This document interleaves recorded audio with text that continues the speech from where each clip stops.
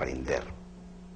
Quiere decir aplicar aquello que conoces de corazón, aquello que has encendido en tu corazón y aquello que has encendido en tu intelecto. Morir entonces es dejar de aprender. Biológicamente el cerebro está aprendiendo hasta el último instante de la vida. Y cuando conocemos algo nuevo, el cerebro está cambiando. El cerebro es plástico y se está remodelando. Biológicamente el cerebro está naciendo a nuevas sinapsis cada vez que hay un nuevo aprendizaje. Está modificando el número y el calibre de sus sinapsis. Está aumentando su nivel de conectividad. Desde el punto de vista humano, aprender es aumentar nuestra conectividad, es conectarnos, es relacionarnos, es entrar en el territorio más maravilloso de la conciencia, que es el de la conectividad, es entrar en el territorio de un universo que no es local, es no local, porque esa es la ley básica de la conciencia. Cuando nosotros nos conectamos, estamos naciendo, nos estamos proyectando desde nuestro centro. Cuando nosotros nos relacionamos, cuando damos lo mejor de nosotros, estamos haciendo también esa proyección que es la realización. Así que nos aparece algo nuevo en la ecuación. Vivir no solo es aprender, no solo es entender, no solo es comprender, no solo es emprender, que emprender es la manera de proyectar tu vida, aquello que has aprendido. Vivir es realizarse, y realizarse es entrar en contacto con la realidad. Realizarse es dar la nota que tú viniste a dar. Realizarse es conectar la raíz de tu corazón a tu palabra, a tu caricia, a tu oración, a tu mirada. Realizarse es estar naciendo y floreciendo desde el centro. Realizarse también es crecer a través de la sombra, y es crecer por la sombra. Esa es la realización. Vinimos entonces a realizarnos, y cuando lo realizamos somos íntegros y somos felices. Eso significa que la muerte puede ser perfecta, que la muerte puede ser buena, que la muerte puede transcurrir con alegría, que la muerte misma puede ser un gran maestro. Sin nosotros somos aprendices. Vivir es ser aprendices, es aprender, que significa ser humildes, que significa ser vulnerables, que significa aceptar nuestros límites, que significa aprender también en el proceso de la muerte, a través de ese tipo de humildad. Vamos a mirar ese proceso de la muerte como un proceso de realización. Hay varias formas de morir. Morir es retirarse, pero no es un retiro hacia afuera, sino un retiro hacia adentro. Nos salimos del cuerpo, que es externo a nosotros, y emprendemos el viaje del alma. ¿Cómo podremos salir del cuerpo? ¿Cuál es la calidad de nuestra muerte? ¿Podríamos anticiparnos y hacer un entrenamiento para ese momento sagrado de la muerte? ¿Podríamos encontrar en la muerte también una posibilidad de realización?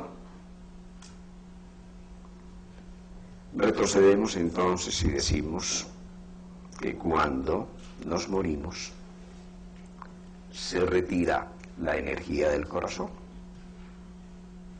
Cuando nos dormimos, la energía sigue en el corazón, porque tenemos dos grandes anclajes, desde el alma hasta nuestro cuerpo, hasta nuestro instrumento. El primer anclaje es al cerebro. Los antiguos lo conocían como el hilo de la conciencia. Cuando estamos conscientes, en la vigilia, es decir, cuando estamos activamente conscientes y despiertos, la la corriente de la conciencia está conectada al cerebro. Durante el sueño esa corriente se retira. Cuando entramos en coma también esa corriente se retira. Cuando nos morimos se desconecta la corriente de la vida. Esa corriente de la vida se ancla al corazón. Lo cual quiere decir que literalmente todos nos morimos del corazón, aunque esa no sea la causa de muerte. En última instancia nos morimos cuando el alma retira el hilo o la corriente de la vida que se ancla en el corazón, y eso lo hace el alma en su propio plano, de tal manera que la muerte no solo es un evento externo o un evento accidental, es un evento en el que interviene esa inteligencia, esa conciencia interior que nosotros llamamos el alma. Nos morimos cuando ese cirujano que llamamos el alma retira la energía de su instrumento, y eso lo hace desconectando la corriente de la vida. Todo esto significa que el sueño es una pequeña muerte, y que muchos insomnios son el temor de morir. De las cosas más torturantes durante la fase final, cuando no aceptamos la muerte, cuando tenemos sentimientos de apego a la vida, de apego al cuerpo, de apego a las posesiones, de apego a la familia o a los hijos, de lo que más tortura al moribundo es el insomnio. Se niegan, aunque estén fundidos, se niegan a dormir porque temen morir.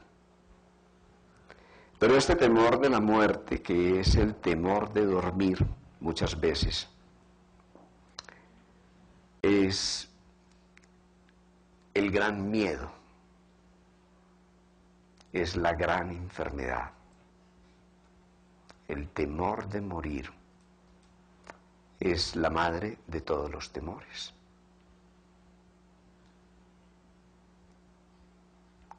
El temor de perder la vida gravita sobre todos nuestros miedos. Y hay algo muy importante. Hay dos emociones básicas, que son el temor y el amor. Nada más. Las otras son hijas de estas dos emociones. Y el temor no tiene existencia propia. El temor es una negación del amor. Donde existe el temor, no cabe el amor. Donde desaparece el temor, viene la confianza. Y donde hay confianza puede haber fe, puede haber esperanza y puede haber amor. Si la madre de todos nuestros temores es el temor de morir o el temor de perder la vida,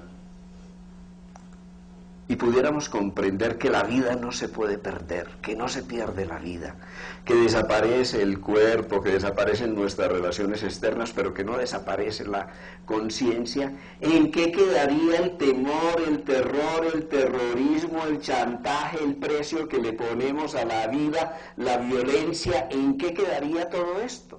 Esta es una cultura de la muerte, y es una cultura que tiene una idea falsa de la muerte, pero aunque esa idea sea falsa, ha gravitado sobre todas nuestras relaciones humanas, porque creemos que la gente se puede matar.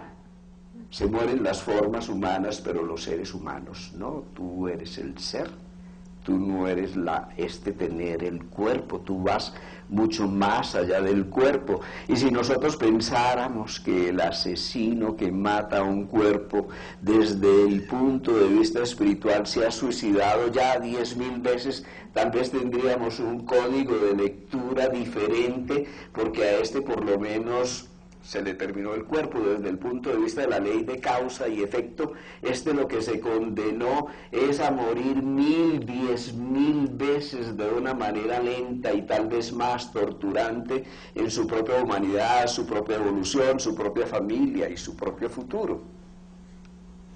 La principal propuesta respecto del tema de la muerte y el aprendiz es que nosotros podamos generar una cultura de